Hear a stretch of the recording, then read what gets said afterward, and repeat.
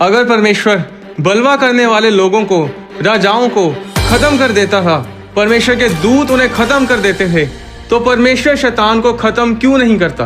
कलूसियों अध्याय 1 उसकी 16 में लिखा है, क्योंकि उसी में सारी वस्तुओं की सृष्टि हुई, स्वर्ग की हो अथवा पृथ्वी की, देखी या अनदेखी, क्या सिंहासन, क्या प्रभुताएं, क्या प्रधानताएं, क्या अधिकार, सारी वस्तुएं उसी के द्वारा और उसी के लिए सृजी गई हैं। परमेश्वर ने आत्मिक दुनिया इंसान के बनाने से कहीं पहले बना दी थी। आदि में जब परमेश्वर ने स्वर्गों और पृथ्वी की सृष्टि की, तो उस समय स्वर्गदूत भी वहां मौजूद थे। अय्यूब अध्याय 38 उसकी 4 और 7 में लिखा है, परमेश्वर ने कहा, जब मैंने पृथ्वी की नींव डाली तब तू कहाँ था? यदि तू समझदार हो तो उत्तर दे। जब कि भोर के तारे एक संग आनंद से गाते थे और परमेश्वर के सब पुत्र जय जयकार करते थे। जब आदम ने अदन के बाग में पाप किया, तो परमेश्वर ने शैतान को उसी समय खत्म क्यों नहीं किया? जब इंसान मरता है तो उसकी आत्मा या तो स्वर्ग में जाती है या फिर नरक में, इसके अलावा कोई और जगह नहीं। इंसान की आत्मा अमर है, अनंत है, आत्मा कभी नहीं मरती। हमारा शरीर तो मिट्टी से बना है और मिट्टी ही में मिल जाएगा, पर आत्मा हमेशा जीवित रहती है। जानते हैं क्यों? क्योंकि आत्मा परमेश्वर के अंदर से निकली है, और जो कुछ परमेश्वर के अंदर से निकलता है वो कभी मरता नहीं, हमेशा जीवित रहता है। मत्ती अध्याय 24 उसकी 35 में लिखा है, प्रभु यीशु ने कहा, मैं तुमसे सच सच कहता हूँ कि जब तक ये सब बातें पूरी ना हो लें, तब तक इस पीढ़ी का अंत ना होगा। आकाश और पृथ्वी टल जाएंगे, परंतु मेरी बातें कभी न टलेंगी, मेरा वचन कभी न टलेगा। परमेश्वर का वचन क्यों न टलेगा? क्योंकि वो परमेश्वर के अंदर से निकला है। जो कुछ परमेश्वर के अंदर से निकलता है वो हमेशा के लिए अमर रहता है, वो कभी नहीं मरता। अब परमेश्वर ने स्वर्गदूतों को बनाया, उसने उन्हें आत्माएं बनाया। सब स्वर्गदूत अनंत हैं, अमर हैं, आप उन्हें मार नहीं सकते, उन्हें नाश नहीं कर सकते।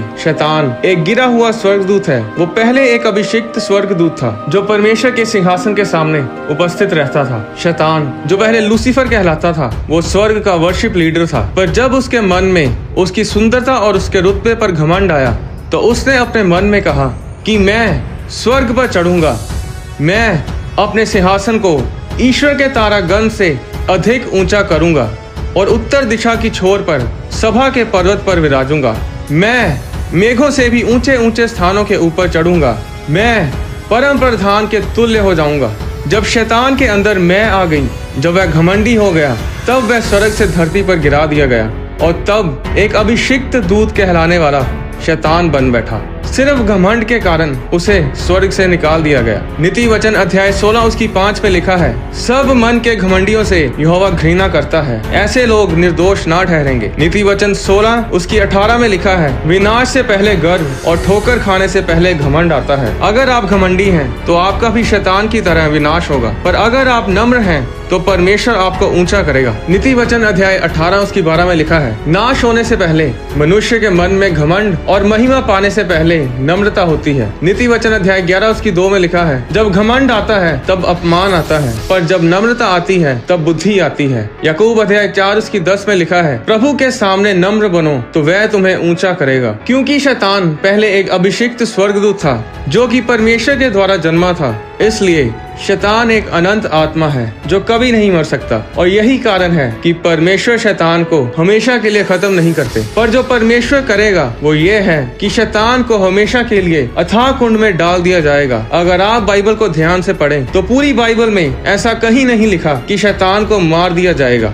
प्रेरितों के काम अध्याय 12 उसकी 21 में लिखा है, ठहराए हुए दिन हेरोदेस राज्य वस्त्र पहनकर सिंहासन पर बैठा और उनको व्याख्यान देने लगा। तब लोग पुकार उठे, ये तो मनुष्य का नहीं ईश्वर का शब्द है। उसी क्षण प्रभु के एक स्वर्गदूत ने तुरंत उसे मारा, क्योंकि उसने परमेश्वर को महिमा ना दी और वह कीड़े पड़कर मर गया। ऐसा क्यों हुआ? परमेश्वर ने एक इंसानी राजा को इसलिए मार दिया क्योंकि उसने परमेश्वर को महिमा नहीं दी। पर शैतान जिसने सारी दुनिया को भ्रष्ट किया, परमेश्वर उसे क्यों नहीं मारता? क्या परमेश्वर का जोर सिर्फ इंसानों पर ही चलता है? क्या परमेश्वर की शक्ति शैतान के आगे कमजोर पड़ जाती है? नहीं, कभी नहीं, क्योंकि हमारा परमेश्वर यहोवा सर्वशक्तिमान, परम प्रधान और महाबुद्धिमान है। ऐसी कोई तोप नहीं बनी, ऐसा कोई हथियार नहीं बना जो हमारे परमेश्वर के आगे टिक पाए। वो हमेशा से सर्वशक्तिमान था, सर्वशक्तिमान है और सर्वशक्तिमान रहेगा। ना स्वर्ग में, ना धरती पर और ना धरती के नीचे ऐसी कोई चीज नहीं जो परमेश्वर के आगे घुटना ना टेकेगी।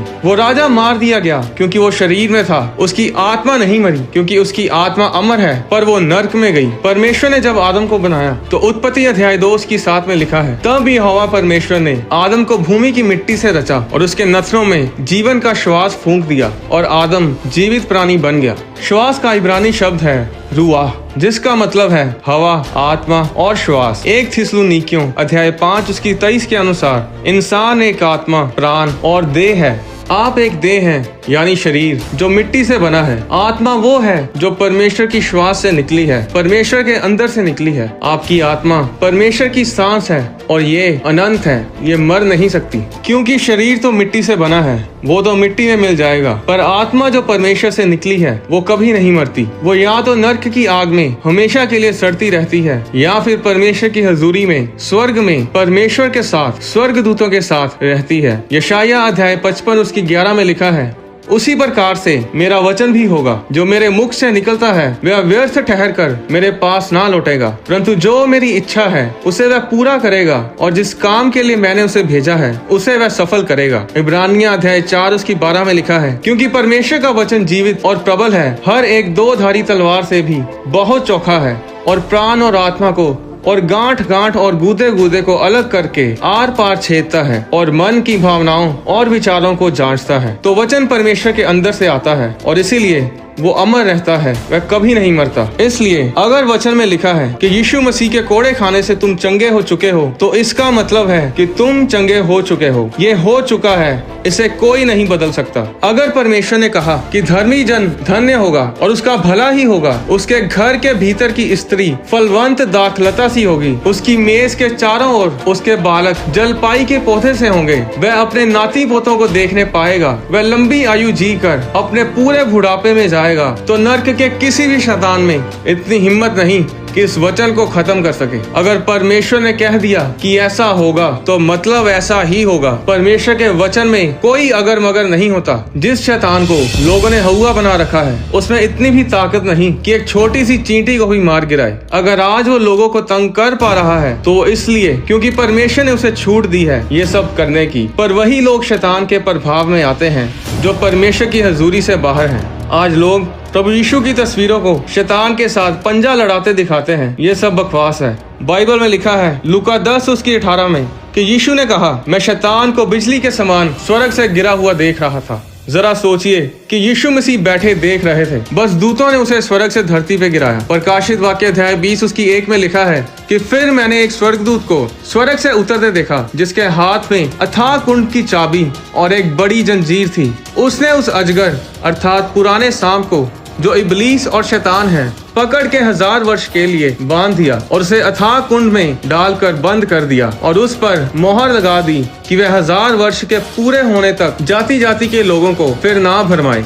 इस वचन में यह नहीं लिखा गया कि फिर माइकल, जो सारे स्वर्गदूतों की सेना का प्रधान है, शैतान से लड़ा और बहुत भारी जंग हुई और उसने फिर शैतान को बांधा और अथाह कुंड में डाल दिया। ऐसा नहीं लिखा गया। इस वचन में लिखा है कि एक स्वर्गदूत, सिर्फ एक साधारण स्वर्गदूत, उस शैतान को, जो पुराना सांप है, जो इबलीस है, उसे पकड़ के 1000 वर्ष के लिए अथाह कुंड में बंद कर देगा। आज लोग शैतान से इसलिए डरते हैं क्योंकि परमेश्वर के साथ उनका कोई संबंध नहीं है। अब शैतान मर नहीं सकता, इसका मतलब ये नहीं कि आपको शैतान से डरना चाहिए। लूका अध्याय 10:19 में लिखा है, देखो मैंने तुम्हें सांपों और बिच्छों को रोनने का और शैतान की सारी सामर्थ्य पर अधिकार दिया है और किसी वस्तु से तुम्हें कुछ हानि ना होगी। अगर परमेश्वर ने कहा कि मेरे विश्वास करने वालों में ये चिन्ह होंगे कि वे मेरे नाम से दुष्ट आत्माओं को निकालेंगे, नई नई भाषा बोलेंगे, सांपों को उठा लेंगे और यदि वे प्राण नाशक वस्तु पी भी जाएं तो भी उनकी कुछ हानि ना होगी, वे बीमारों पर हाथ रखेंगे और वे चंगे हो जाएंगे। अगर परमेश्वर ने ये कहा है तो ऐसा ही होगा। पर सवाल ये है कि क्या आप एक विश्वासी हैं?